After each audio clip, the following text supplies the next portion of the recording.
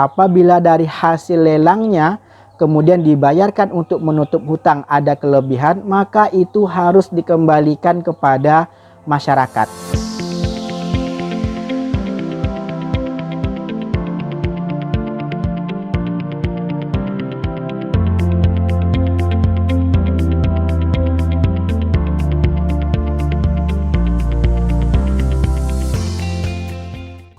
Assalamualaikum warahmatullahi wabarakatuh. Jumpa lagi dengan saya Rosidi Hamzah di dalam channel YouTube Rosidi Hamzah Official. Pada kesempatan kali ini saya akan membahas mengenai status dari sepeda motor yang telah ditarik atau dieksekusi oleh lembaga pembiayaan atau lembaga keuangan lainnya, yang mana sampai hari ini banyak masyarakat yang tidak paham mengenai apa tindak lanjut yang harus mereka lakukan ketika sepeda motor atau mobil mereka ditarik oleh lembaga pembiayaan.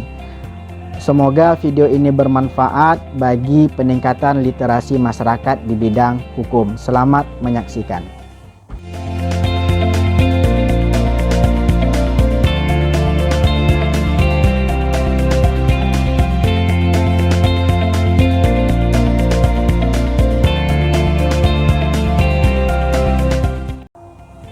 Pada saat masyarakat melakukan pembelian mobil atau sepeda motor secara kredit, maka biasanya masyarakat ini dengan lembaga pembiayaan membuat dua buah perjanjian. Yang pertama adalah perjanjian kredit, yang kedua adalah perjanjian mengenai pengikatan objek jaminan terhadap perjanjian kredit tersebut. Jadi, apabila masyarakat membeli sepeda motor atau membeli mobil secara kredit, maka mobil tadi atau sepeda motor tadi ini menjadi jaminan terhadap perjanjian kredit yang dibuat oleh para pihak. Yang mana apabila nanti suatu saat si debitur atau masyarakat ini tidak lagi mampu untuk melakukan pembayaran angsuran kredit atau dengan bahasa lain wan prestasi, maka sepeda motor atau mobil ini menjadi objek untuk pelunasan hutang yang dibuat oleh debitur tersebut. Jadi pada prinsipnya ketika sepeda motor atau mobil tadi sudah dieksekusi, sudah ditarik oleh lembaga pembiayaan, maka sepeda motor ini atau mobil ini biasanya dilelang di pelelangan umum. Apabila dari hasil pelelangan umum ini ada kelebihan terhadap pembayaran hutang, maka ini harus dikembalikan kepada masyarakat atau kepada debitur.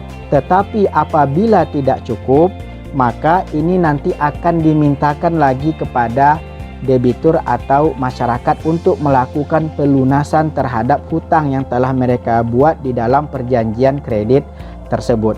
Jadi ini diatur di dalam pasal 34 Undang-Undang Nomor 42 Tahun 1999 tentang jaminan fidusia. Dalam hal hasil eksekusi melebihi penjaminan, penerima fidusia wajib mengembalikan kelebihan tersebut kepada pemberi fidusia. Kemudian di ayat 2-nya disebutkan, apabila hasil eksekusi tidak mencukupi untuk pelunasan hutang, debitur tetap bertanggung jawab atas utang yang belum terbayar.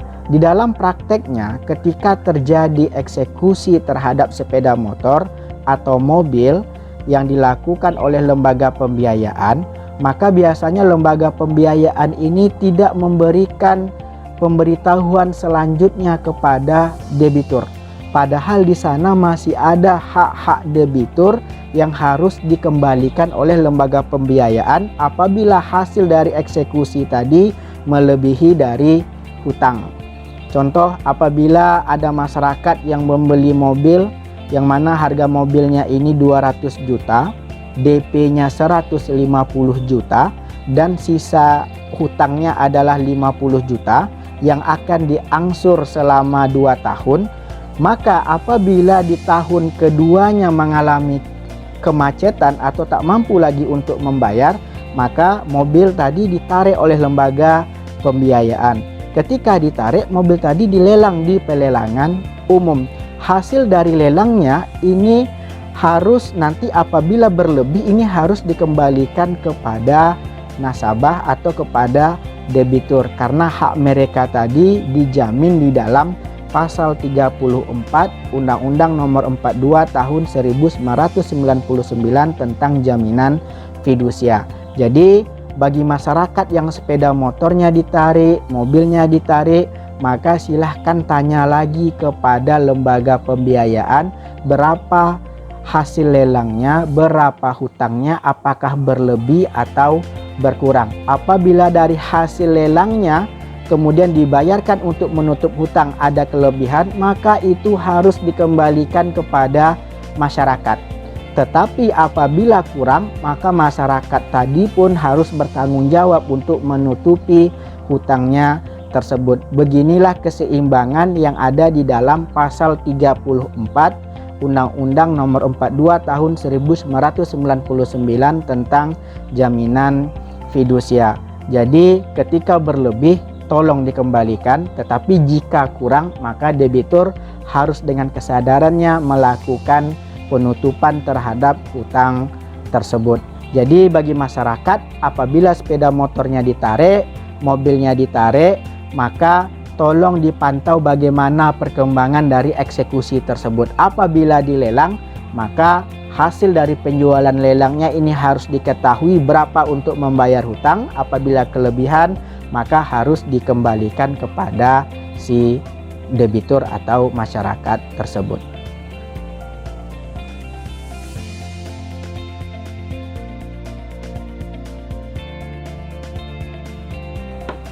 Pada prinsipnya, objek benda jaminan yang dijadikan jaminan terhadap perjanjian kredit ini merupakan suatu bentuk untuk meletakkan kepastian hukum kepada kreditur agar suatu hari nanti apabila si debitur ini wan prestasi, maka benda jaminan ini dijadikan sebagai bentuk untuk dapat menghapus hutang dengan cara melakukan eksekusi terhadap objek jaminan tersebut.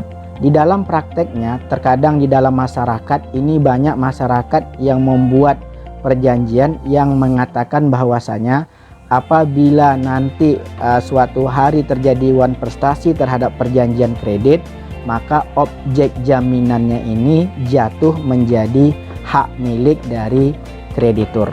Maka perjanjian yang seperti ini merupakan batal demi hukum. Jadi objek jaminan posisinya itu hanyalah untuk sebagai jaminan terhadap pelunasan hutang. Objek jaminan ini tidak boleh untuk dimiliki. Jadi ini ada di dalam pasal 33 Undang-Undang Nomor 42 Tahun 1999 tentang jaminan fidusia. Setiap janji yang memberi kewenangan kepada pemberi fidusia untuk memiliki benda yang menjadi objek jaminan fidusia, apabila debitur cedera janji, batal demi hukum. Maka silahkan lagi dicek perjanjian-perjanjiannya. Apabila ada klausul yang menyatakan apabila terjadi wan prestasi, debitur tidak lagi sanggup untuk membayar angsuran kredit, maka hak milik dari sepeda motor, hak milik atau mobil secara otomatis berpindah ke tangan kreditur, maka perjanjian seperti ini batal demi hukum. Begitu juga apabila nanti di masyarakat ada yang membuat perjanjian mengenai perjanjian kredit, kemudian ada jaminan, maka jaminannya ini apabila si debitur tidak lagi sanggup untuk membayar angsuran kredit, maka secara otomatis menjadi milik dari kreditur. Maka perjanjian seperti ini batal demi hukum. Jadi benda jaminan ini tidak boleh untuk dimiliki, tetapi jaminan ini hanyalah memberikan jaminan terhadap pelunasan hutang yang dibuat oleh kreditur dengan debitur. Maka apabila dia tidak boleh dimiliki, maka apabila lembaga keuangan, lembaga pembiayaan melakukan penarikan terhadap objek jaminan fidusia tersebut, maka ini harus dilakukan secara transparansi, memberitahukan kepada masyarakat bahwasanya setelah ditarik sepeda motor atau mobil ini nanti akan dilelang ke pelelangan umum. Hasil dari lelangnya nanti akan diberitahukan kepada debitur. Apabila berlebih maka nanti ini akan dikembalikan, tetapi apabila kurang nanti dari hasil lelang untuk menutup utang, maka nanti akan diberitahukan kepada debitur agar melunasi dari hutangnya tersebut. Jadi apa yang tercantum di dalam pasal 33, pasal 34 Undang-Undang Jaminan Fidusia ini sebenarnya adalah untuk memberikan keadilan dan keseimbangan terhadap penarikan jaminan fidusia tersebut. Apabila di lapangan ini dilakukan secara transparan, disampaikan hak-hak masyarakat seperti itu, maka kita yakin bahwasanya pasti masyarakat itu akan rela atau ikhlas sepeda motor atau mobilnya ini ditarik oleh lembaga keuangan atau lembaga pembiayaan tersebut. Kebanyakan mengapa masyarakat tidak ikhlas, masyarakat melakukan penolakan terhadap penarikan tersebut, karena yang pertama masyarakat tidak mengetahui hak-haknya tadi, padahal hak-haknya tadi itu sudah dijamin di dalam pasal 34 Undang-Undang Fidusia. Hasil eksekusi itu tidak untuk dimiliki. Hasil eksekusi itu tidak hilang begitu saja, tetapi hasil dari eksekusi apabila berlebih ini akan dikembalikan kepada nasabah. Jadi kalau hutangnya 200 juta, kemudian jumlah hutangnya 50 juta, hasil lelangnya itu kira-kira 150 juta, maka nanti akan kembali lagi 100 juta. Jadi DP yang kita bayarkan, kemudian angsuran kredit yang sudah kita bayarkan itu tidak hilang begitu saja, karena di sana masih ada hak-hak kita sebagai debitur. Tetapi harus diingat, apabila berlebih dari hasil, apabila berlebih maka dikembalikan, apabila kurang maka harus ditutupi. Yang kedua adalah ini mengenai komunikasi antara lembaga pembiayaan dengan debitur yang masih kurang di lapangan. Seharusnya lembaga pembiayaan yang mengetahui segala informasi dan hak-hak ini harus menyampaikan secara detail apa saja hak-hak nasabah, apa saja hak-hak debitur ketika sepeda motor atau mobilnya ditarik.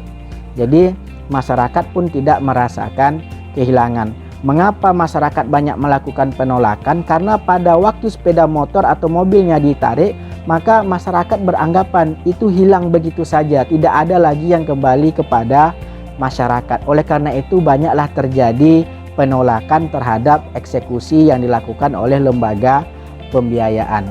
Jadi demikianlah materi singkat dari saya. Mudah-mudahan materi singkat ini bisa menjadi wawasan, bisa menambah literasi masyarakat di bidang eksekusi jaminan hak fidusia.